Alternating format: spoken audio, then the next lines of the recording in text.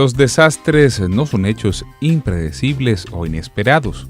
Por el contrario, son escenarios que nosotros los humanos construimos con nuestros comportamientos diarios, en la forma como interactuamos con el medio ambiente y con otros seres humanos.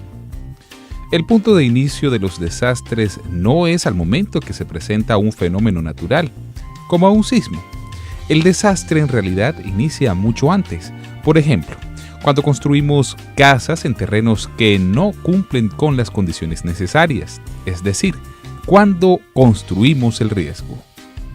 La amenaza consiste en la posibilidad de que en un tiempo determinado en el terreno donde decidamos habitar se presente un fenómeno natural con una intensidad tal que pueda impactar de forma negativa la población y sus servicios. Por ejemplo, un terreno que se inunda o una ladera que se pueda deslizar. El primer punto en la construcción del riesgo es exponer nuestras viviendas e infraestructuras a una amenaza. Por ejemplo, construir en terrenos inundables. Una forma correcta sería construir en terrenos más altos, donde no se inunde. La exposición no implica que siempre se vayan a generar daños cuando se presente una amenaza, pues la forma como ocupamos el territorio y construimos las edificaciones conllevará a una mayor o menor afectación cuando se presente una amenaza. Consiste en el factor interno de riesgo a que está expuesta una comunidad a sufrir daños o pérdidas como resultado de la ocurrencia de un fenómeno natural o provocado por el hombre. Imaginemos que construimos casas en zonas sísmicas. Si las edificaciones incluyen estructuras sismo-resistentes, soportarían mejor los terremotos. Pero si no incluyen estas estructuras, entonces las viviendas no soportarán los sismos y por tanto hacer esto equivale a generar un riesgo. Pero es importante entender que la vulnerabilidad no es solo física, es decir, no es solo por la vivienda construida. La vulnerabilidad también tiene que ver con otros factores, como la capacidad económica, esto es, la disponibilidad de recursos para reducir el riesgo. También influye en la vulnerabilidad la capacidad técnica tanto de las personas que generan el conocimiento del riesgo como las instituciones que pueden ejecutar obras de reducción de riesgo.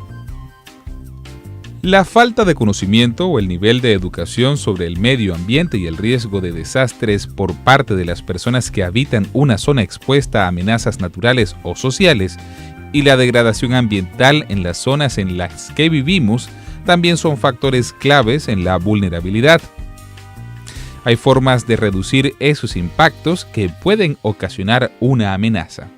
Una de ellas consiste en evitar construir los riesgos actuando de forma anticipada, es decir, controlando la forma de ocupación y uso del suelo a través del ordenamiento o la planificación territorial. Por ello, lo primero que debemos pensar es en la magnitud del evento. No es lo mismo el pequeño deslizamiento en una ladera poco inclinada con pocas viviendas a un gran deslizamiento en una ladera llena de muchas viviendas. Entonces, en los lugares donde se prevé que podrían presentarse eventos potencialmente peligrosos, se debe evitar la construcción de viviendas, lo que se llama prevención. La prevención de los riesgos consiste en adelantar medidas y acciones de intervención restrictivas o prospectivas, dispuestas con anticipación con el fin de evitar que se generen riesgos. Puede enfocarse a evitar o neutralizar la amenaza o la exposición y la vulnerabilidad ante la misma en forma definitiva para impedir que se generen nuevos riesgos.